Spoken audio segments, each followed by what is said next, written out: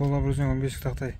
Көп адамдар білмейді, полуобразный 15 қай жерге пайдаланады. 15 дейтін черныйға пайдаланған дұрыс болады, черныйға негізі. Бұрыннан бәлен жылдан бері жасап жатқан строительдер біледі. Бұлардың барлығының жабатын жері 2,5-тың 10-ығы болсын, 12-лік болсын, 15-лік болсын. Бір куб тақтайдық жабатын жері 40 квадрат жер.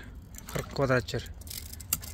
Черный потолокқа 15-лік выгодны болады, бұлай екі жерден бекітіледі. Соны надежный болады, чем 10-қа қарағанда. Ана көп адамдар 10-та количество көп деп ойлайды.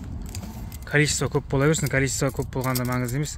Бір куб тақтай ол 3 метр болсын, 4 метр болсын, 6 метр болсын, ұзындығы маңызды емес. Сосын мана жалпақтығы маңызды емес, шырынасы жалпақтығы маңызды емес. Бір куб тақтайды айтып, бір куб тақтай дейтін 60 квадрат жер жабатын. Қайда салсаң да. Толщинасы мен таза 2,5 барлығының. Состояниесімен әдемі черныйға. Бұлардың ондықтары бар, ондықтары дейтін манағыдай. Тек қана обрешеткеге неге выгодны болады, обрешеткеге, гарнизге бір неге. Бұлардың толщиналары таза шығады. Тап-таза. Ширинесі 9,5 болып тұр. 9,5-10 болып қалған.